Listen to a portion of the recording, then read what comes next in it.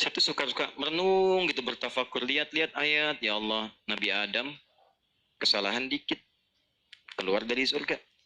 Ini saya dosa banyak, pengen masuk. Gimana caranya? Maka kita harus mencari amalan yang sekiranya dengan amalan itu akan cepat menggugurkan dosa-dosa kita. Karena yang paling bahaya adalah kita tidak mengerti berapa banyak dosa sudah dikumpulkan. Contoh, ini dosa mata aja di hari ini udah berapa banyak? Saya tanya pada antum, apa fungsi mata? Tuh, sudah salah. Mata bukan melihat, kalau cuma melihat, kambing juga melihat. Elang melihat. Bahkan mata elang sering saya katakan lebih tajam dibanding mata kita. Elang tuh naik sampai ke atas tinggi lewatin gunung. Anak ayam kelihatan. Antum naik pesawat sampai ke atas, anak sendiri gak kelihatan. Gak percaya, besok silahkan cek aja naik. Tapi persoalannya mata kita dihisap, mata elang enggak. Buka Quran surah ke-17 ayat 36. Paling kanan sebelah bawah. Wala taqfu ma laysa laka bihi ilmun innas sam'a wal basara wal fuada kullu ulaika kana anhu mas'ula. Hati-hati kata Allah, jangan mengikuti sesuatu yang belum kita tahu, karena semua unsur sumber pengetahuan akan ditanya.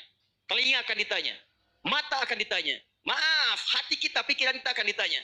Karena ternyata, maaf, banyak dosa dikumpulkan lewat sumber-sumber informasi ini. Mata kata Allah, laki-laki, Quran surah 24 ayat 30, perempuan ayat 31. Katakan pada laki-laki yang beriman, kullil mu'minina yaghuddu min absarihim. Katakan pada pria-pria beriman, mata kalian hanya boleh dipakai untuk yang baik-baik saja. Yang tidak baik, palingkan.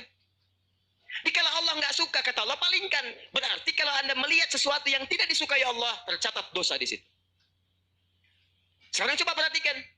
Berapa banyak dalam kehidupan baru bangun dah salah lihat. Astagfirullah, bangun, lihat handphone. Begitu dibuka, cek status WhatsApp. Begitu yang dilihat siapa? Profil seorang. Ada muncul gambar iklan, gambar-gambar yang buruk, konten yang tidak bagus. Berapa kali antum melihat status di media sosial dengan gambar-gambar yang tidak baik? Hari ini aja udah berapa kali tuh? Itu baru mata. Itu baru mata. Dan yang paling celaka gambar itu kadang-kadang antum simpan di handphone, dimasukkan ke saku, dibawa sholat. Coba ketika antum sholat tuh, bawa handphone antum, terkumpul berapa banyak yang kotor di situ. Gambar-gambar yang tidak bagus, konten yang buruk dimasukin. Saat yang bersamaan, enak aja antum minta kepada Allah. Rabbighfirli, warhamni, wajiburni, warfani, warzuqni. Gimana Allah memberikan rezeki kepada antum, sedangkan antum datang dengan kotoran. Antum mau menghadap orang penting di dunia datang ke tempatnya sepatu kotor, baju kotor, nginjak karpet rumahnya sengaja lagi. Apa antum diberi? Kalla. Belum masuk dari suruh keluar. Antum datang menghadap kepada Allah dengan kotoran melekat di dalam diri, bahkan dimasukin ke sakunya, minta, ya Allah, sayangi saya. Bagaimana aku bisa menyayangimu kalau kamu datang dengan maksiat yang berlumur dan tidak kamu keluarkan dari dalam dirimu? Pikiran. Tadi aja tuh sebelum taklim dimulai, berapa kali prasangkanya keliru. Ini ustadznya mana sih ya? Ini panitia bagaimana sih? Sudah datang jam 5, sampai sekarang belum ada ustadznya. Ayo.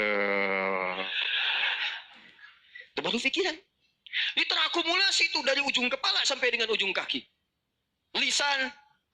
Saya tidak ustadz, tidak seperti itu. Bagus. Tidak seperti orang itu tuh. Dari tadi begitu aja ustadz itu sama.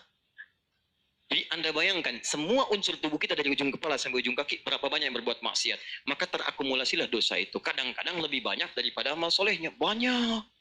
Seperti tangan tadi diangkat. Pertanyaan saya, di sini inti bahasan kita.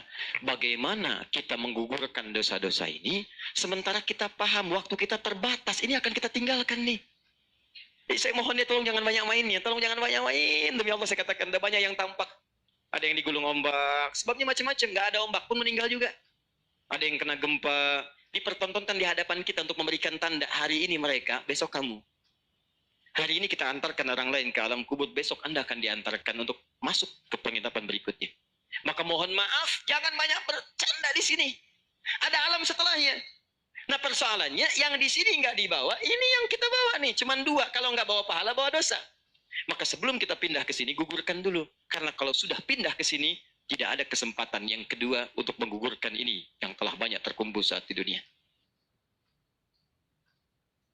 Nah, karena waktu kita terbatas, kita tidak tahu kapan akan pulang. Mungkin yang merasa sekarang hidup untuk berkepanjangan, tiba-tiba pulang dari sini, mungkin pulang menghadap Allah Subhanahu wa Ta'ala. Pertanyaannya, Ustadz, apakah ada amalan yang sifatnya cepat, singkat, tapi pahalanya begitu banyak melimpah untuk bisa menutup dosa-dosa yang berlumur yang pernah kami kerjakan? Itulah yang akan kita bahas pada malam hari ini. Jadi, ini inti bahasa yang akan kita keluarkan, amalan cerdas dengan pahala melimpah untuk menutup dosa-dosa yang kita kerjakan dalam waktu yang cukup singkat. Paham sampai sini? Nah, ini mukadimah kedua, baru kita masuk pada isinya. Saya coba hapus dulu ya. Biar saya aja, biar pas yang hapusnya. Ya. Nah, ini caranya mas. Nah, ya. Apa-apa, ini biasa. Kedatangan pertama, datang sendiri, nangis sendiri, nulis sendiri, hapus sendiri. Ya. Kadang dibantuin, salah hapus, ya tulis lagi. Luar biasa. Masya Allah. Baik. Amalan itu banyak. Salat, sedekah, infak, dan amal lainnya. Tapi persoalannya, waktu kita terbatas. Begitu mengerjakan, ada yang wafat. Begitu belum mengerjakan, ada juga yang meninggal. Sekarang kira-kira, yang pahalanya banyak saat dikerjakan, yang kalau itu didapatkan, dosa-dosa banyak dihapuskan. Jadi kalau yang tadi biasa ngapus satu ini langsung. Begitu dikerjakan, wah 1000 pahala datang, 1000 dosa gugur. Apa saja amalan itu? Kita mulai. 1. Semua amal kebaikan yang kita kerjakan, yang jadi amal saleh, bernilai hasanah, itu dalam fikih disebut dengan sedekah namanya. Ya, saya kasih konsepnya dulu supaya paham. Kullu ma'rufin sedekah. Setiap perbuatan baik itu namanya sedekah. Itu nama umumnya sedekah. Salat sedekah, zakat sedekah, infak sedekah. Bahkan bahasa Al-Qur'an disebut juga dengan sedekah. Contoh, zakat ketika disebutkan dalam Al-Quran namanya sedekah. Ya, Quran surah ke-9 ayat 103. Khudz min amwalihim sedekah. Ambil zakat dari harta mereka, tapi disebutnya dengan sedekah. Ya, dikeluarkan pada 8 golongan sedekah. Ayat ke-60-nya, innamas sedekatu lil fuqara. Infak sedekah. Buka Quran surah kedua ayat 264, paling kiri sebelah bawah. Ya ayyuhalladzina amanu la tubtilu shadaqatikum bil manni wal adha. Jangan kalian batalkan sedekah-sedekah kalian dengan perbuatan yang merusak. Apa contohnya? Kalladzi yunfiqu malahu riya'an, seperti orang infak yang riya. Dibagi kepada 2 bagian. Ya.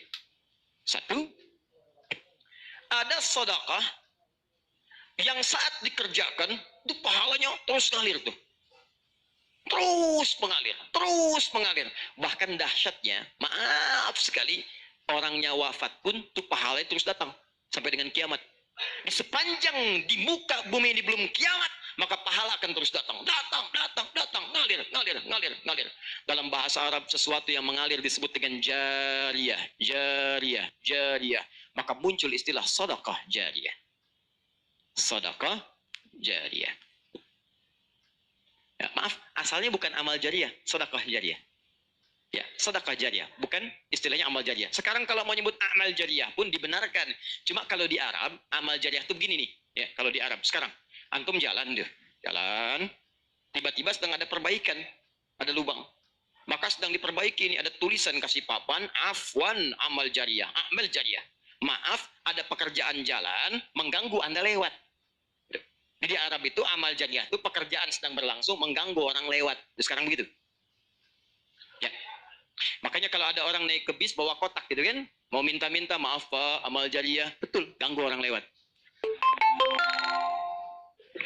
Ya.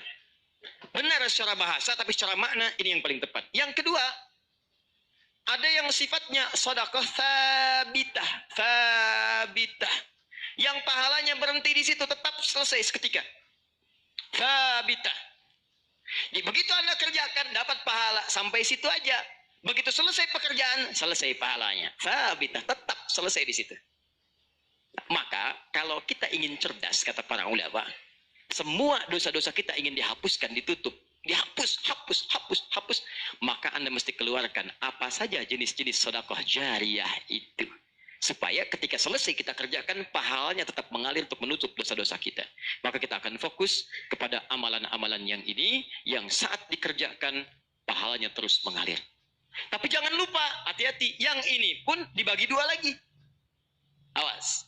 Pelan-pelan, jadi kita sepakati kita ambil yang ini 1, untuk malam ini. Yang kedua, yang ini pun dibagi 2 lagi. Ada amalan sedekah tsabita saat dikerjakan pahalanya datang saat itu. Tapi yang paling menarik, ada nilainya kecil, ada nilainya besar, banyak. Jadi kalau dikerjakan ada yang nilainya cuma 10 aja. Tapi ketika Anda kerjakan yang kedua ini, ada yang 700, ada yang 70.000, ada yang 700.000 sekali dikerjakan. Sekarang kita akan keluarkan amalan apa saja yang saat dikerjakan itu pahalanya melewati batas yang standar ini. Jadi saat dikerjakan bukan 10 poinnya, tapi lebih daripada 10. Amalan apa saja itu pada sedekah tsabita dan amalan apa saja yang jariah yang kita bisa keluarkan dan menggugurkan dosa-dosa kita. Sepakat sampai sini? Baik. Satu. Kita langsung ke poinnya. Untuk yang sedekah tsabita, amalan standar yang tetap, yang biasa-biasa, contoh, misal, sholat, begitu dikerjakan sekali, dapat 10. Selesai sholatnya, selesai pahalanya. Jelas? Tapi beda ketika antum mengerjakan sholat berjamaah. Ya. Dia tsabita, tapi pahalanya berlipat. Tsabita, tapi pahalanya berlipat. Baik, saya mau tanya pada antum, sholat sendirian 10, sholat berjamaah berapa? 27.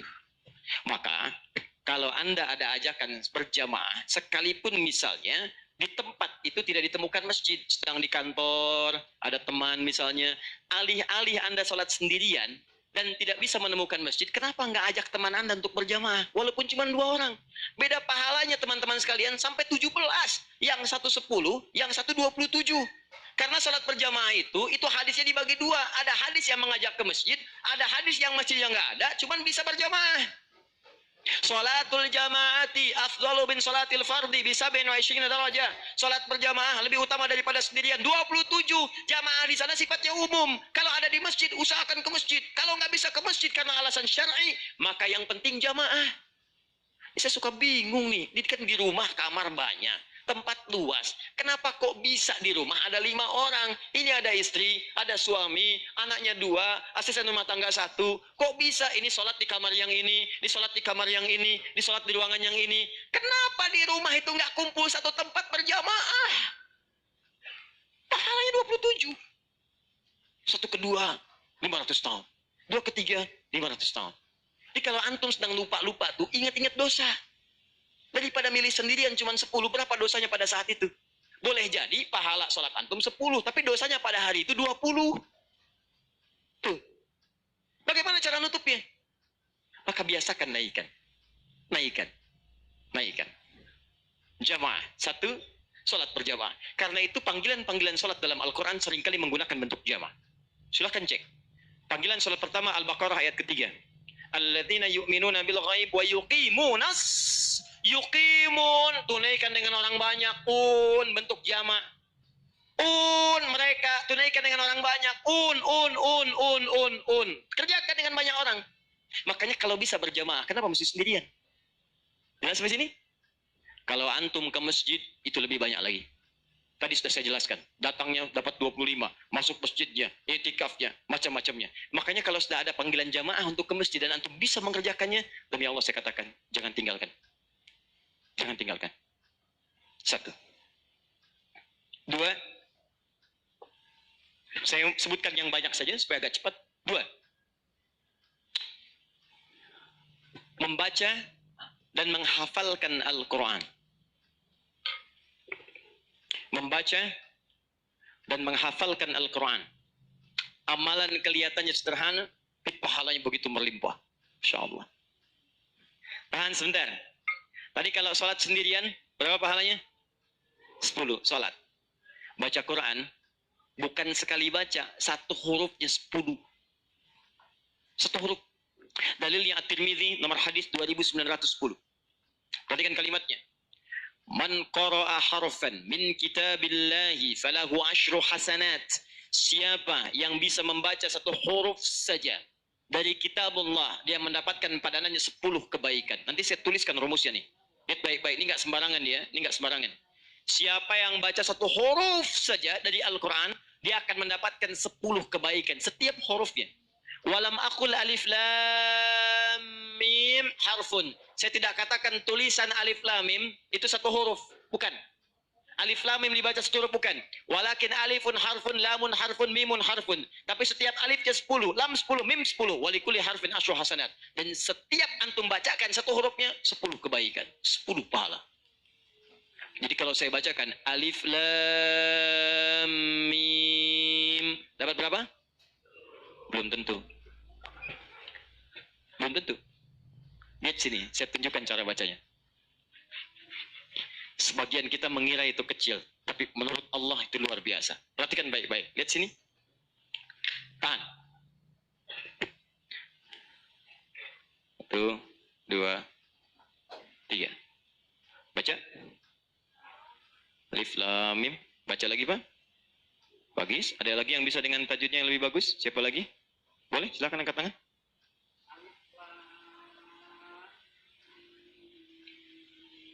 Baik sekali. Ada yang lain? Ya.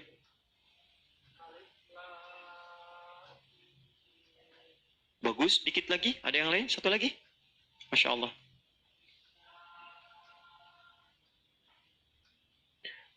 Bagus sekali. Cuman sayang ini bukan alif lam mim. Ini alam. Alam nasyrah laka sadrak.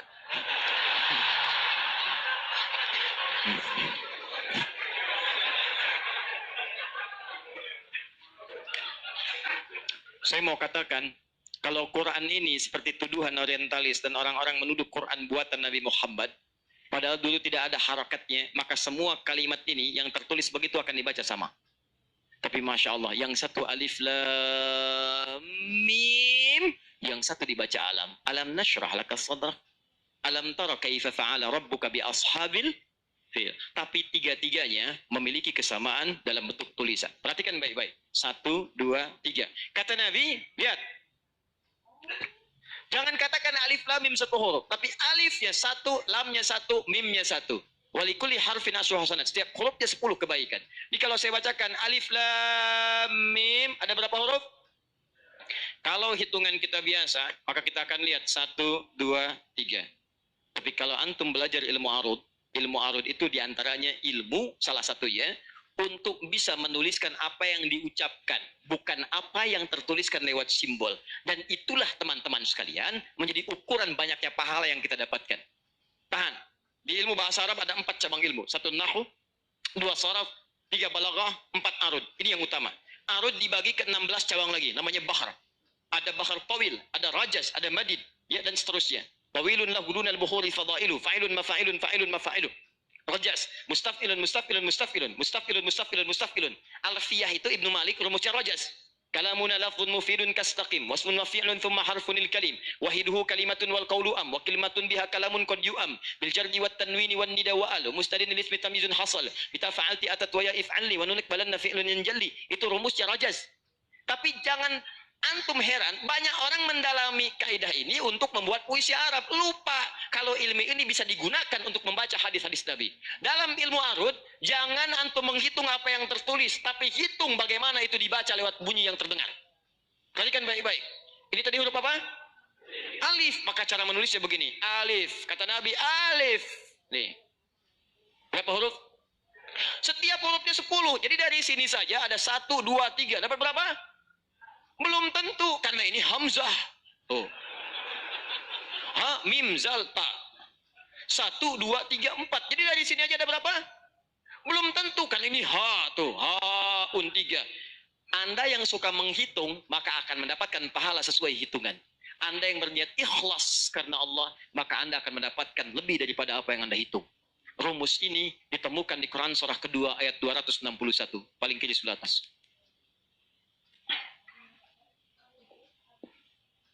Tahan. Pelan-pelan. Ini rumus adanya di ayat infak. Tapi cara menerapkannya di semua kategori cara kita beramal. Orang kalau berinfak tahunya dapat 700. Mathalul ladzina yunfiquna amwalahum fi sabilillah kamathali habba. Orang yang infak di jalan Allah seperti menanam satu benih. Ambatat sab'a sanabil. Satu tumbuh jadi 7 tangkai. 1 kali 7, 7. Fikulli sumbulatin mi'atu habba. Setiap tangkainya ada 100 benih. Ada 100 buah lagi. 7 kali 100, 700. Ayatnya suka dipotong sampai sini. Kalau Anda infak sekian, kalikan 700. Lupa, ayatnya belum selesai. Wallahu yudha'ifu liman yasha. Dan Allah akan melipat gandakan amalan tanpa batas bagi siapa yang tidak pernah berhitung. Jadi kalau Anda baca Qurannya hitung-hitungan, ini dosa hari ini berapa nih dikerjakannya? Oh 9, Masya Allah 9. Cukup satu huruf aja. Nun. Tutup. 10. Besok dosa berapa? 15. Cukup 2 huruf. Toha. Selesai. Kalau Anda ngitungnya begitu, maka diberikan sesuai hitungan. Tapi kalau Anda tidak pernah berhitung, Allahu Akbar, Anda tidak tahu alif lam mim itu mungkin nilainya 30, mungkin 300, atau bahkan 3 juta, atau lebih daripada itu. Makanya kami sarankan, kalau Anda bisa mendekat kepada Al-Quran, maka tolong agendakan setiap hari. Semua sahabat itu punya agenda, Pak. Antum kenal nggak Utsman bin Affan? Oh, iya. Situ tidak senang ngangguk. Coba di Semarang kenal Utsman bin Affan. Luar biasa. Tapi nggak apa-apa, masih bagus. Kemarin saya baru dari Sukabumi, Hubud Dunia. Ada yang kenal Fir'aun. Ini masih untung Utsman. Tuh lihat ya. Utsman itu bukan cuman cerdas dalam urusan bisnis dunia, tapi tijarah akhiratnya itu luar biasa. Utsman paham, saya di dunia boleh kaya, tapi di akhirat bagaimana status saya? Maka beliau siangnya mengumpulkan harta dunia untuk ibadah, malamnya mengumpulkan pundi-pundi akhirat. Demi Allah saya katakan, Utsman itu di antara sahabat yang disebutkan oleh Imam An-Nawawi bersama Abdurrahman bin Auf, bersama Tamim Ad-Dari, yang diikuti kemudian oleh Imam Asy-Syafi'i generasi setelahnya, jauh setelahnya, itu punya amalan kalau malam terbiasa menghatamkan Al-Quran dalam tahajudnya. Khatam Quran. Kaya, sahabat Nabi, menikahi 2 putri Nabi, 1 meninggal dan menikah lagi, disebut Dzun Nurain. Kayanya luar biasa, asetnya setelah 15 abad sampai sekarang masih ada. Yang hebat, siang-siang jadi orang kaya, malam-malam jadi hamba yang sangat taat dan kaya akhirat. Coba bandingkan dengan kita sekarang. Menantu Nabi bukan. Kaya nggak sekaya Utsman. Tuh, status dunia belum sempurna. Status akhirat masih belum maksimal. Ya antum sebetulnya maunya apa? Utsman sholat malam ngikut Nabi, kaki bengkak. Antum pengen ke surga Firdaus malam, mata bengkak. Ya. Ini nih. Ayo update. Ustaz, tapi kan saya belum lancar. Tambahkan hadisnya, lipatkan nomor hadis 2920. Awas, lihat kalimatnya. Walladzi yatata'ta wa huwa alaihi syaq falahu ajran. Siapa yang memulai menghafal, membaca, siapa yang mulai membaca Al-Quran tidak lancar, terbata-bata bacanya, mengejaknya. Orang baca alif lam mim, dia alif lam mim, falahu ajran, maka dia mendapatkan 2 kali lipat dari orang yang lancar. Orang lancar misal 30, dia 60. Terima kasih ya Allah, kalau begitu besok saya nggak lancar aja bacanya. Oh, bisa. Itu tidak lancar yang direncanakan. Yang lancar diikuti oleh malaikat ma'syafaratil kirabil barara. Yang belum lancar diapresiasi karena perjuangan kesungguhannya, bacaannya dapat nilai, perjuangannya mendapatkan nilai di sisi Allah Subhanahu wa ta'ala. Karena itu saya sarankan, maaf, mulai sekarang antum bikin kurikulum. Nih, 1 tadi, bikin tabel begini. Saya katakan pada teman-teman juga yang di Bekasi, yang di Jakarta, ya, saya kasih 2 amalan dulu nih. Mulai sekarang, antum bikin begini. Tahan ya, teman-teman sekalian, nanti saya sampaikan bagaimana seorang Mu'adz, orang Mesir, baru kecil belum balik sudah menyiapkan amalan ini. Punya program. Nih, harinya, nomor, 1, 2, 3, dan seterusnya. Ini misalnya harinya apa besok. Amalannya apa? Mulai dengan sholat di sini, jamaah. Ini tadi, bacaan Al-Quran. Kalau bisa, saya sarankan setiap hari mulai menghafal, walaupun cuma 1 ayat. Usahakan menghafal. Demi Allah saya katakan, pahala menghafal Quran lebih banyak daripada baca. Paling minimal 4 kali lipat. Karena itu ayat menghafal disebutkan 4 kali dibandingkan ayat baca. Jelas? Amalan ketiga, saya cepat. Tenang ya, katanya pengen sampai subuh. 3, saya cepat. Setelah ini saya ke ujungnya. Kita sebentar lagi berakhir. Ketiga, infak. Infak. Masih ingat teman-teman? Kalau yang standar tadi, berapa pahalanya?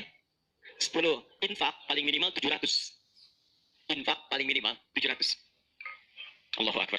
Melalui Quran surah kedua ayat 261. Paling kiri sebelah atas tadi saya bacakan.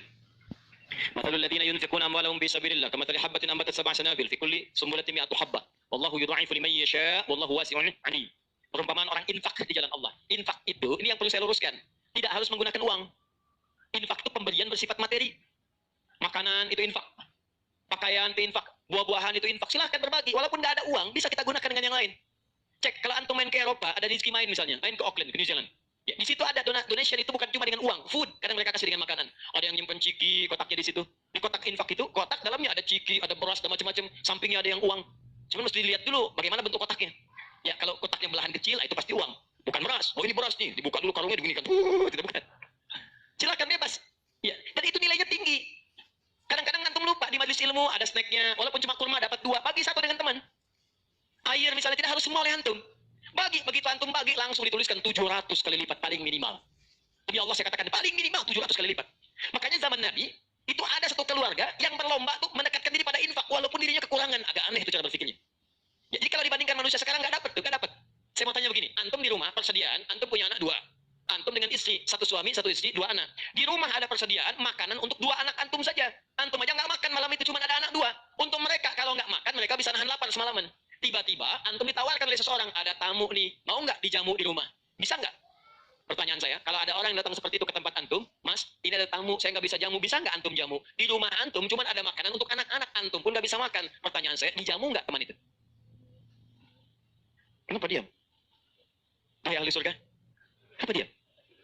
Lihat cara berpikirnya. Kalau cara berpikir kita hanya ke makanan saja, maka kita katakan, Ustaz, anak saya aja dapatnya makanan seperti itu, kami pun nggak makan, bagaimana bisa diberikan pada tamu? Tapi cara berpikir Talhah dan keluarganya agak beda. Begitu Nabi katakan ada tamu, kita datang langsung angkat tangan. Duluan ngangkat, padahal yang lain banyak punya banyak makanan. Tapi cara berpikirnya, kapan lagi saya dapat 700 lebih? Kapan lagi saya dapat diangkat langsung tangannya? Ya Rasulullah saya. Sebelum yang lain ngangkat, angkat tangannya. Maka diantar kemudian ke rumahnya. Sampai di rumah, istrinya dikatakan, duhai sayang, ada titipan Rasulullah. Bahasanya bukan ada tamu, ada titipan Rasulullah. Allahu Akbar. Ada titipan Rasulullah. Maka istrinya langsung membaca, saya paham. Saya tugaskan tidur, saya bertugas menidurkan anak-anak dulu, tidurkan. Yang suaminya menyiapkan makanan. Begitu sudah jadi kata suaminya kepada tamu tadi, Anda silahkan makan di sini, saya temani dulu istri saya. Gak enak rasanya, meninggalkan sendirian. Begitu temannya makan, dia berpura-pura makan di bilik yang lain. Membunyikan bunyi-bunyi seakan-akan makan. Begitu sudah kenyang, tanpa mukaddimah yang lain langsung pamit. Terima kasih sudah menjamu saya, semoga Allah berikan pahala. Pamit malam itu juga. Begitu selesai pamit, subuh-subuhnya datang menghadap pada Rasulullah pagi-pagi. Apa yang terjadi? Turun ayat Quran surah 59 ayat 9 sampai 10 itu. Walladzina tabawwa'ud dar sampai ke kalimat wa yu'thiruna ala anfusihim walau kana bihim khasasah. Oh, cara berpikirnya. Jadi kalau antum melihat peluang seperti ini, enak teman-teman sekalian, banyak sekali. Tidak harus uang, pakaian, makanan, macam-macam. Jadi kalau antum beli buah tuh, antum beli 5, di rumah ada 3 orang, berarti antum mesti sadar Allah titipkan yang 2 lagi untuk peluang infak antum. Bukan untuk antum habiskan semua. Kok bisa orangnya cuma 3, beli mangga 5? Siapa yang menggerakkan antum untuk beli 5 mangga? Orang cuma 3, berarti yang 2 lagi itu Allah gerakan untuk mendapatkan pahala. Ada peluang di situ. Lalu kepada siapa ya Rasulullah saya berikan? Kepada siapa ya Allah saya infakkan? Ini yang sering keliru. Kata Allah langsung turun, fi sabilillah, yang utama itu 5 dulu. 5. Kalau Anda temukan 5 ini, dia peluang infaknya sangat tinggi untuk diberikan. Siapa mereka ini? Ada di Quran surah kedua ayat 215, paling kanan sebelah bawah. Yas'alunaka madza yunfikun. Mereka bertanya pada Muhammad sallallahu alaihi wasallam, ya, awas, apa yang harus kami infakkan? Pada siapa? Maka turun jawaban, qul ma anfaqtum min khair. Katakan kalau mau infak mesti yang paling bagus. Ini kaidah pertama. Awas, ada peringatan di Al-Baqarah ayat 267. Wala tayammamul khabitha minhu tunfiqun walastum biakhidhihi la antum midhufi. Jangan kamu infakkan pada orang lain yang kamu tidak suka, melihatnya aja kamu enggak suka, dikasih orang. Antum punya uang 50.000 2, 1, wah masih keras, bagus, luar biasa, masuk dompet enak dilihat. Yang kedua, wah sudah lecek, dekil of the kumel, wah dilihat gak enak, baunya gak nyaman. Tiba-tiba ada orang lewat, Pak, sedekah Pak. Pertanyaan saya, maaf, mana yang antum berikan? Yang lecek atau yang bagus? Tuh. Ingat, kalau urusan zakat mal, berikan yang bagus. Zakat mal, pilih. Paham? 5 orang ini siapa? 1, lil walidain, orang tua. Ini orang tua ini gak pernah minta, jarang sekali. Cuman kita yang mesti paham. Dan sama, antum pun suka ngasih isyarat. Mama. Oh, mau makan. Makan. Mama. Boneka. Antum setelah dewasa mesti paham. Kadang-kadang orang tua tuh nggak minta. Nggak pengen nyusahin anaknya. Padahal orang tua udah susah. Melahirkan susah. Mengandung juga susah. Merawat susah. Menyusui susah. Sudah dewasa pun antum masih susahin juga. Kapan antum berbaktinya? Kadang-kadang cuma nanya, nelpon apa kabar. Padahal di rumahnya itu Masya Allah lagi kurang beras. Beras kurang, rezeki belum dibayar, kirimkan, sebelum diminta kirimkan. Itu begitu antum kirimkan, demi Allah saya katakan. Di hadis Al-Bukhari, di kitab Al-Adabul Mufrad, bukan cuma mendapatkan lipatan pahala kalikan 700 lebih, tapi ridha Allah turun ke tempat antum pada saat itu. Kalau sudah turun, semua doa yang antum mintakan minimal akan dijawab pada saat itu. Itu rahasianya. Jadi kalau dengan urusan orang tua udah nggak usah pikir. Begitu mengatakan, nah gini-gini, tenang aja mah. Walaupun nggak ada, katakan, insya Allah mah selesai. Insya Allah, berusaha antum. Begitu antum dapatkan seperti orang tua mengusahakan untuk antum dulu, maka pahala dilipat gandakan, ridha turun seketika. Kejar. Wal aqrabin, kerabat terdekat. Kerabat dibagi 2. Ada yang tempatnya jauh tapi hubungannya dekat. Punya saudara sekandung tinggalnya di Palembang, antum di Semarang. Ayo kirimkan. Anak bibi nggak bisa nih pendidikannya, bantu, antum ada, bantu, nilainya tinggi, jangan dikira ringan. Nih bagian kedua nanti kalau saya terangkan banyak nih. Tenang aja, kita masih sampai subuh. Nah, bagian kedua, saya ikutin deh. Antum jual saya beli. Ya, cuman saya beli sampai setengah 10. Paham? Ayo akrabin. Yang kedua itu maaf, golongan kedua akrabin bisa tetangga. Orang yang tidak ada hubungan famili secara mahram cuma tetangga antum. Tapi kalau yang kedua ini, Allahu Akbar, indahnya Al-Quran. Cek oleh antum, silakan cek. Walaupun beda agama, itu tetap ada peluang infak. Nggak ada ketentuannya kecuali di Quran. Nggak ada aturannya kecuali di hadis. Buka Quran surah ke-31 ayat 15 paling kiri sebelah atas. Ada anak muslim, orang tua belum Islam, belum dapat hidayah. Kata Allah, urusan untuk ibadah pisahkan. Orang tua jangan paksa, doakan dia, silahkan dakwahi. Tapi urusan dunia, wasahibhuma fid dunya ma'rufah. Wa in jahadaka ala an tusyrika bima laysa laka bihi ilmun fala tuti'huma. Urusan ibadah masing-masing, kalau diajak-ajak enggak usah ditaati, tolak dengan cara yang lembut. Lembut. Tapi kalau urusan dunia, bagi. Antum muslim, orang tua belum Islam, antum punya kelebihan, uang agak banyak, melimpah makanan ada, bagi. Kata Allah, jangan lihat kemudian kepercayaannya karena dia belum muslim, bagi. Indah teman-teman sekalian. Dan itu ada pahalanya. Begitu antum berikan, masuk yang halal. Begitu halal masuk kan haram keluar. Kan cara berpikirnya begitu. Halal masuk, yang haram keluar. Begitu keluar, sekat di hati terbuka. Karena yang haram itu saat masuk di hadis muslim, haram masuk nakas sauda, noda hitam. Noda menutup. Kalau masuk jadi daging dia, antum misal, niyadzubillah bukan antum, ada orang lain konsumsi yang haram. Yang haram masuk ke dalam mulutnya, masuk ke tubuhnya, beredar dengan darah. Jadi daging, masuk ke telinga, Quran surat 6 ayat ke-25. Wa fi adhanihim naqra, waqra, di telinganya ada sumbatan. Maka yang haram cepat kedengaran, yang halal susah. Masjid dekat, suaranya dekat, Allahu Akbar, susah. Tapi konser yang macam-macam, yang joget, yang ini, yang itu, nyampe tuh konser di Jakarta, dari Semarang tembus ke sana. Wa ada absarihim ghishawa, masuk ke mata, jadi penghalang, nutup. Quran surah kedua ayat ke-7. Nggak kelihatan. Orang ke masjid itu bukan nggak kelihatan, nampak, cuma nggak ada dorongan. Akhi, ayo ke masjid. Ya, alhamdulillah. Nanti. Padahal yang besar lewat, kecil lewat. Yang paling aneh itu begini. Kok bisa antum lewat depan masjid, padahal bisa lewat jalan lain? Kenapa Allah antarkan sampai lewat depan masjid? Jadi kalau sudah Allah antarkan ke tempat-tempat yang baik, belum ingat Allah juga, antum mesti diantarkan kemana lagi? Tuh. Kok bisa antum lewat dengar adzan, padahal bisa antum lewat jalan lain, nggak kedengaran adzan? Kenapa kemudian yang dengar antum? Kok bisa lewat jalan itu kelihatan mata, padahal bisa ada jalan lain? Kok bisa ngelihat? Kalau Allah sudah berkehendak kebaikan, antum masih belum bisa membacanya, masih ditanya. Itu pasti ada maksiat masuk. Caranya keluarkan. Kalau yang haram masuk, masukkan yang halal. Maka yang haram akan dihancurkan. Hancur. Kemudian muncul yang halalnya. Kalau halal sudah masuk, maka hati itu akan mudah untuk mendekat kepada Allah. Doakan. Demikian tetangga kita. Jangan dikira tetangga antum yang muslim saja. Mungkin kita ada non-muslim samping kita. Mungkin ada yang Kristen, ada yang Hindu, yang Buddha. Dalam hubungan keduniaan indah. Silahkan berbagi. Apa antum gak pernah dengar hadis Nabi? Siapa yang masak makanan, baunya sampai ke tetangganya, maka bagilah dia walaupun cuma kuahnya. Tapi maksudnya bukan daging yang antum makan, kuahnya antum bagi. Bukan. Tidak. Maksud hadis itu, walaupun cuma masak kuah, bagi juga supaya dia tidak negatif thinking, tidak salah paham. Antum nggak ada ayam, adanya singkong, cuman dimasak bumbu opor. Bumbunya opor, tapi dagingnya singkong. Dimasak, gak antum bagi, tetangga bilang, oh masak opor enak nih, padahal singkong. Dibagi walaupun cuma kuahnya. Tapi pertanyaan saya, apakah hadis itu mengatakan kalau tetangga anda muslim saja? Tidak. Never. Walaupun dia non-muslim, masak. Bagikan, sebelum dia menghirup baunya, ketuk pintunya. Begitu diketuk dia keluar. Ada apa pak? Ini ada makanan, walaupun sedikit, mudah-mudahan bisa bermanfaat.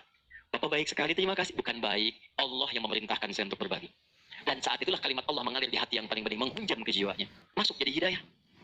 Masya Allah, besok-besok dia ketuk pintu kan, Assalamualaikum. Udah Assalamualaikum tuh. Sebelumnya tidak. Begitu dibuka sambil mengembalikan yang kemarin, ya, panci yang kemarin dikembalikan. Pak, ini apakah Allah sudah memerintahkan berbagi lagi hari ini? Oh. Lumayan. Nggak ada aturan kalau bukan non-muslim yang bagi. Nggak ada, indah dalam Islam itu. Jadi walaupun anak kasih ke yang non-muslim, pahala dituliskan. Jadi jangan pilih. Masih ingat satu apa?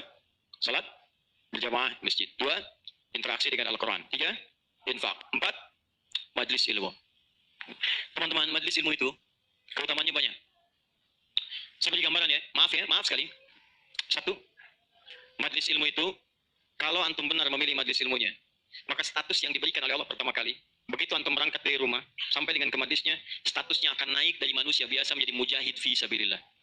Itu langsung sama dengan orang yang berjuang ke medan perang. Ada majlis ilmu nih, antum datangi, begitu antum datang, itu sama dengan orang berjuang ke medan perang. Statusnya jihad.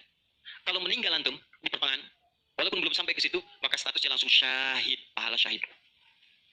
Pahalanya syahid. Majlis ilmu. 1, berpeluang mendapatkan pahala senilai jihad. 2, kalau wafat bisa syahid. Dalilnya Quran surah ke-9 ayat 122, paling kiri sebelah bawah di mushaf. Wa ma kana al-mu'minuna liyanfiru kaffah. Kenapa mesti semua orang beriman pergi ke medan perang semua? Saya akan turunkan satu amalan kata Allah yang kalau kamu amalkan ini, maka statusnya akan sama dengan orang yang berjuang di medan perang. Sama persis. Apa itu? Falaula nafara min kulli firqatin minhum ta'ifah liyatafaqahu fid din. Kenapa tidak ada sementara orang di antara mereka mau datang ke majelis ilmu untuk mempelajari tutunan agamanya? Waliyunziru qaumahum idza raja'u ilaihim la'allahum yahdharun. Dan dia mencatat pelajaran-pelajaran itu dan dia bawa pulang, dia sampaikan pada keluarga yang tidak belajar. Perhatikan baik-baik. Ayat ini mengatakan, kata Imam Mustafa Al-Maraghi, ayat ini mengatakan bahwa menuntut ilmu itu nilainya sama dengan jihad fi sabilillah. Artinya kalau wafat penuntut ilmu maka status syahid. Kalau syahid maka dosa berpeluang digugurkan, amalan naik. Itu seketika pahala bisa datang dari surga. Pernah dengar seorang yang pernah membunuh 100 orang? Begitu dia mau tobat, di mana dia diarahkan? Kata ulama pada saat itu, pergi kamu ke majlis sana. Ke majlis ilmu, disuruh ke majlis ilmu. Begitu dia berangkat di pertengahan jalannya, berangkat, meninggal di tengah jalan, meninggal. Statusnya dalam keadaan di tengah jalan ke majlis ilmu, dia bertobat kepada Allah, diterima tobatnya. Saat berangkat itu meninggal di tengah-tengah, ada pahalanya. Apa yang terjadi? Surga. Surga, diampuni dosa, naik ke surga. Di sini turun kemuliaan yang ketiga, disebutkan di hadis Nabi, riwayat Ibnu Majah, nomor hadis 233. Ibnu Majah nomor hadis 233. Rawinya sahabat Abu Darda. Man salaka tariqan yaltamisu fihi ilma, sahalallahu lahu tariqan ilal jannah. Siapa yang menyiapkan dirinya melangkah menuju majlis ilmu, maka setiap langkahnya akan langsung dituliskan oleh Allah yang meringankan nanti langkahnya ke surga. Di setiap langkah itu dihitung. Pahalanya bukan pahala biasa, ringan ke surga. Itu pahala syahid tadi. Ya, Qurannya ada di Quran surah keempat ayat 100, paling kiri sebelah bawah. An-Nisa ayat 100, Quran surah 4 ayat 100. Di ujung ayat, wa may yakhruj min baitihi muhajiran ila Allah wa rasuli thumma yudrikul maut faqad waqa'a ajruhu 'ala Allah. Siapa yang berniat merubah dirinya, ingin lebih dekat dengan Allah dan Rasulnya, kemudian dia merubah diri. Bagaimana cara merubahnya? Ulama sepakat. Pertama, datang ke majelis ilmu. Supaya punya ilmu untuk merubah diri. Jangan langsung kerjakan amalan tapi belum tahu ilmu. Ilmu qabla al-amal. Antum beramal tanpa ilmu, celaka amalannya. Saya ingin berubah. Kemarin saya enggak pernah sholat. Saya pengen jadi hamba yang taat. Ya Allah, saya tobat. Besok saya akan sholat subuh 3 rakaat. Bisa. 2 ya 2. Paham ya? Ah, jadi ini gambarannya. Kemudian pahala yang ketiga. Cepat. Setiap dia sudah sampai ke majlis ilmu, disebutkan oleh sahabat Ibnu Abbas radhiyallahu taala anhuma, dinukil oleh Syekh Muhammad Hashim bin Asy'ari di kitabnya Adabul Alim wal Muta'allim, bab yang pertama, paragraf yang kedua, paling kanan di pertengahan. Orang yang sudah masuk ke majlis ilmu maka pahalanya langsung dituliskan 700 kali lipat. Tanpa henti, naik terus diangkat. Dan itu berlangsung sampai diamalkan. Jadi kalau ada seorang hamba, cuman dia beramal tanpa ilmu, dengan seorang hamba beramal dengan ilmu, beda pahalanya 700. Misal, antum masuk ke majlis ilmu nih, dapat 700. Diajarkan tentang sholat, bab sholat diajarkan. Kalau anda mengangkat tangan setelah menghadap kiblat, hadisnya, misal disebutkan di hadis riwayat Abu Dawud, nomor hadis 857. Di Al-Bukhari disebutkan, anda saya angkat tanganmu, bisa sejajar dengan bahu. Ucapkan Allahu Akbar. Saat diucapkan rasakan, buang urusan semua dunia ke belakang. Buang, jangan bawa dunia. Hanya Allah yang paling akbar. Begitu antum tahu dalilnya seperti itu, caranya bagaimana, itu langsung dituliskan. Baru takbir sudah mendapatkan 700 kali lipat. Tapi kalau antum cuma sholat saja, abid, sholat, gak paham bacaan, gak paham gerakan, dituliskan cuma 10. 700 kali lipat. Ma baina darajataini khamsumi'ati sanatin. Di antara satu kedua 500, dua ketiga 500, tiga keempat 500 tahun. Majelis ilmu. 4. Di hadis yang tadi, di Ibnu Majah hadis 233 dari sahabat Abu Darda, orang yang menuntut ilmu itu teman-teman sekalian langsung ya, wa innal malaikata la tadau ajnihataha ridan li talibil ilmi. Mendapatkan ridha malaikat. Mendapatkan ridha malaikat. Jadi antum jangan dikira biasa nih, dari setiap berangkat sampai ke sini itu malaikat menaungi antum, membentangkan sayapnya. Cuma memang dibuat oleh Allah gaib, nggak kelihatan. Sebab kalau kelihatan nggak akan jadi datang ke sini antum. Baru keluar rumah malaikat tuh begini. Siapa? Malaikat maut. Paham ya? Baik. Nah, dari semuanya ini puncaknya teman-teman sekalian, puncaknya derajat antum akan diangkat oleh Allah. Diangkat. 2. 1 karena ilmunya, kedua karena imannya. Dalilnya Quran surah 58 ayat 11. Yarfa'illahu alladziina aamanu minkum walladziina utul ilma darajat. Jadi saran saya dengar ini ada 46 majelis taklim berkumpul di sini. Ini anugerah. Tidak mudah mendapatkan itu. Tidak mudah. Ini saran saya, setiap ada majelis ilmu, ayo datangi. Bagi waktu masa dalam sepekan gak ada untuk akhirat. Dunia aja kejar dunia. Kenapa nggak nyari akhirat? Nggak banyak kok. Satu kalau nggak satu ahad susu. Nih talim siapa? Ustadz bulan, Syekh bulan, Habib bulan. Cari di mana tempatnya. Tapi ukurannya 3 kata Al-Quran. Cuma 3 ini. Kalau nggak ada yang 3, maka 5 kemuliaan ini tidak akan didapatkan. Apa yang 3 itu? 1. Sifatnya majlis ilmu itu majlis yang memahamkan antum dalam urusan agama. Bukan menjauhkan anda dalam urusan agama. Dalilnya Quran surah ke-9 tadi ayat 122. Lihat tafaqahu fid din, membuat mereka paham tentang agama. Jadi kalau ada majlis yang hanya membuat tertawa, tidak ada isinya, bahkan menjauhkan antum dari Allah, ngolok-ngolok ayat Al-Quran, ngolok-ngolok hadis dan sebagainya, maka yang seperti itu bukan majlis yang dimaksudkan lewat ayat tadi. Jelas? Ya. 2. Syaratnya kata Allah, kalau antum ingin masuk majlis, status jadi syahid, maka antum mesti berniat dengan benar saat masuk ke majlis ilmu untuk memahami itu dengan mencatatnya dan memahaminya. Begitu antum paham, catat, bawa catatan itu untuk kembali sampaikan kepada orang-orang yang tidak belajar. Itu sekarang lebih mudah share di media sosial. Antum sekarang dapat satu hadis, share. Begitu di share ada daripada share yang tidak jelas. Bikin status. Semarang mendung aja bikin status. Hari ini Semarang mendung. Emang kenapa? Apa dengan status antum akan berubah jadi cerah? Tidak ada. Sudah. Bikin yang bagus. Hadis kirimkan. Hadis Nabi SAW. Keutamaan bagi seorang pekerja. Keluarkan. Begitu antum share ke teman-teman antum pengusaha, mereka semangat semua. Semangat. Antum jangan lupa begitu diinjakan kaki bekerja karena Allah, setiap tapak itu pahala. Kirimkan ayatnya. Kawan-kawan, Quran surah keempat, ayat 34, berita gembira untuk kita. Niatkan juga karena Allah. Begitu di-share, mereka lihat 10 orang meniatkan karena Allah. Antum dapat bagian pahalanya, tanpa dikurangi sedikit. Gini. Jelas? Nah, ini, kalau gitu antum turunkan. Majlis ilmu mana di sekitaran Semarang? Siapa ustadznya, siapa syekhnya yang bisa mengangkat iman, bukan cuma datang, bisa mengangkat ilmu. Ya, lihat. Ini saya sedikit detilkan nih. Maaf ya, sedikit aja. Saya sedikit detilkan. Mengangkat ilmu dan iman itu bersamaan disebutkan. Yarfa'illahu alladhina amanu minkum walladhina utul ilma darajat. Jadi kalau ada majlis imannya mengangkat tapi ilmunya tidak, maka ini pun belum seimbang. Atau ilmunya luas tapi iman nggak keangkat, ini jadi masalah.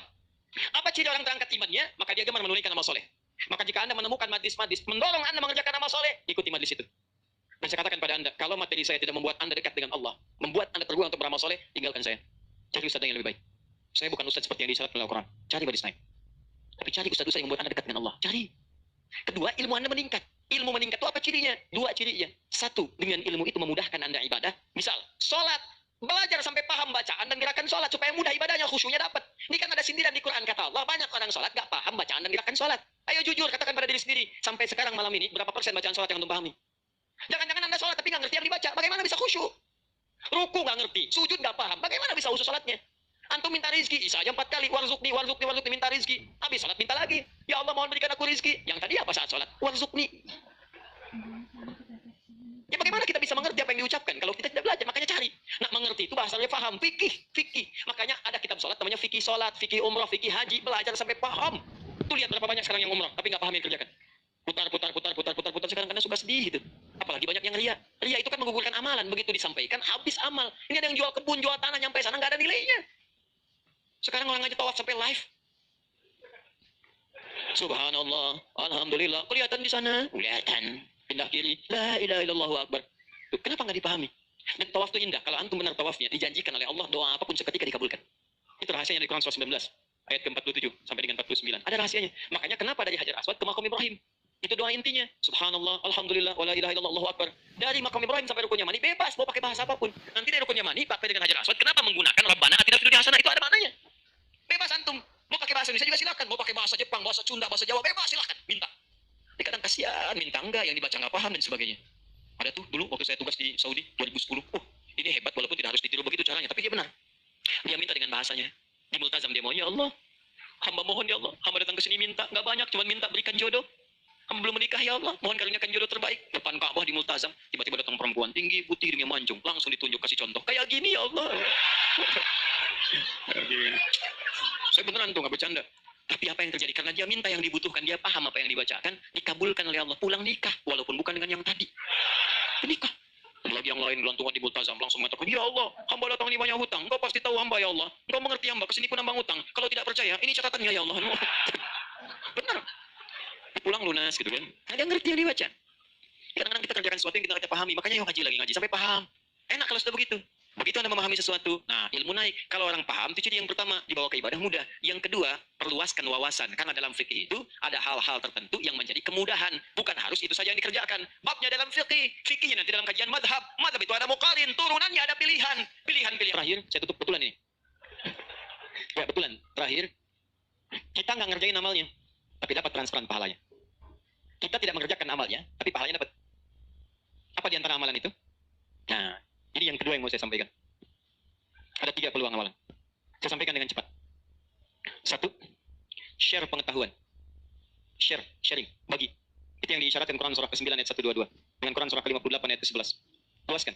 Ya ayyuhalladzina amanu idza qila lakum tafassahu fil masajid, ya fil majalis fafsahu yafsahillahu lakum. Hai orang-orang beriman, jika dikatakan padamu luaskan majlis, luaskan. Maksud di situ luaskan ada 2. 1, luaskan tempat. Jadi kalau ada orang berdesak-desakan antum masih ada space, jangan ditutup-tutup, buka, luaskan.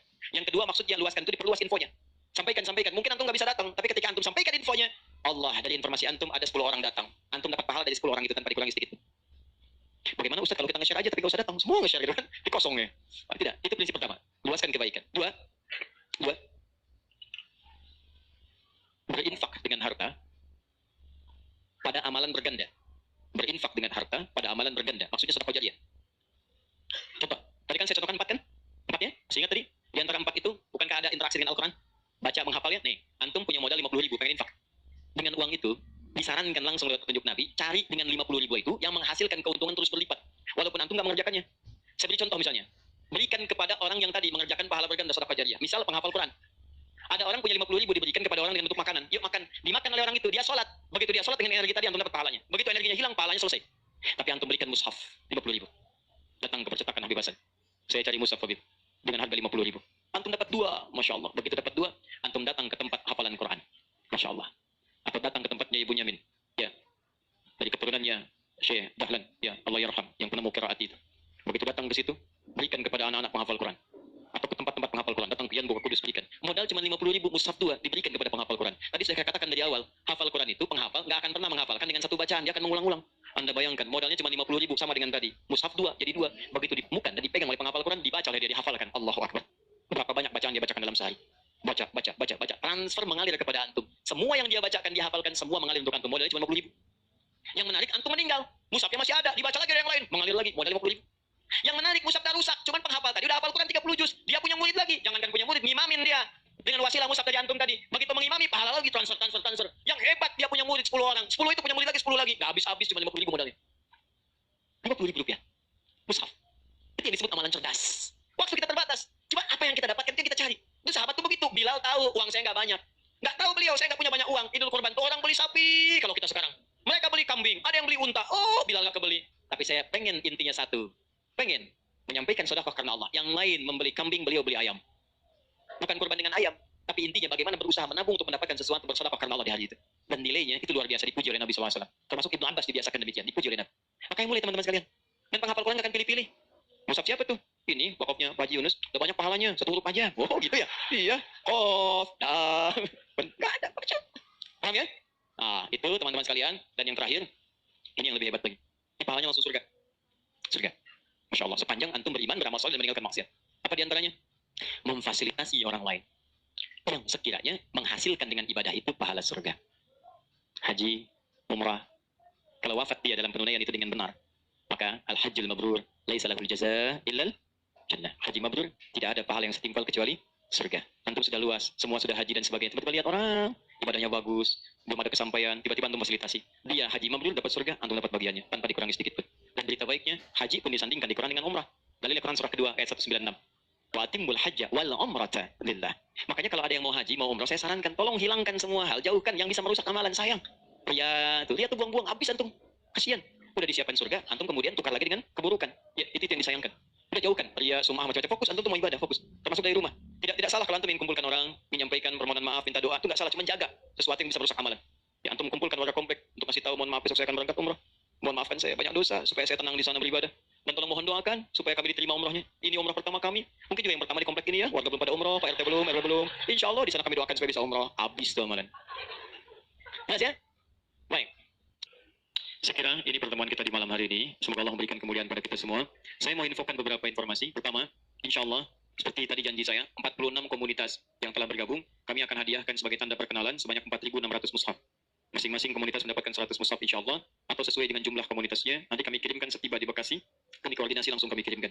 Yang kedua, saya minta untuk berjanji di hadapan Allah Subhanahu Wa Taala supaya bisa merubah lebih baik daripada hari-hari sebelumnya. Siap insya Allah? Baik, yang ketiga, ini penting, nanti insya Allah kita ada kelas-kelas Quran dan yang lainnya. Untuk Kamis malam Jumat ini, memang baru bertempat di Bekasi, ada pembagian 10.000 gratis untuk buku sebagai pengantar mushaf. Nanti kalau sudah cetak mushafnya, kita akan datang ke beberapa kota untuk memberikan petunjuk menghafal Quran dengan cepat. Dan ini bukan hafalan biasa. Jadi kalau sekarang orang menghafal 30 juz seperti tadi disebutkan, tapi yang kami tawarkan itu menghafal Quran dan Qurannya jadi pedoman dalam diri kita. Jadi ketika Anda melihat ayat-ayat Quran tentang penglihatan, membimbing melihat kita, ini yang harus dilihat, ini tidak. Kalau Anda berjalan, ayat-ayat kaki itu masuk kemudian membimbing kita ini berjalan begini, yang ini tinggalkan. Nanti insya Allah saya berikan kisi-kisinya ya. Nah, itu nanti kurang lebih bulan depan lah. Kita kemudian adakan itu. Mudah-mudahan sudah selesai mushafnya. Nanti tunggu informasinya. Insya Allah pertemukan kita kembali dalam kebaikan. Terakhir, saya punya satu permintaan. Boleh? Satu ini saja. Mohon dalam setiap sujud antum, baik tahajud atau sholat atau yang lain, saya cuma minta mohon doakan kepada Allah agar Allah mengampuni dosa-dosa saya dan keluarga. Itu saja. Saya tidak minta banyak. Semoga Allah muliakan antum semua. Dan yang lainnya, nanti barangkali panitia menyampaikan ada door prize, entah apa itu namanya, wallahu a'lam. Semoga yang terbaik untuk antum seluruhnya. Demikian, subhanakallahumma bihamdika, asyhadu an la ilaha illa anta, astaghfiruka wa atubu ilaik. Allahumma rabbana taqabbal minna innaka antas samiul alim wa tub alaina innaka antat tawwabur rahim. Rabbana la tad'alna fi maqamina hadha wa fi kulli maqamin dhanban illa ghafarta wa la hamman illa farajta wa la daynan illa qadayta wa la maridan illa shafaita wa la hajatan min hawaij ad-dunya wal akhirati fiha laka ridan wa fiha lana as-salah illa qadaytaha ya arhamar rahimin. Allahumma rabbana atina fid dunya hasanah fil akhirati hasanah wa qina adhaban nar.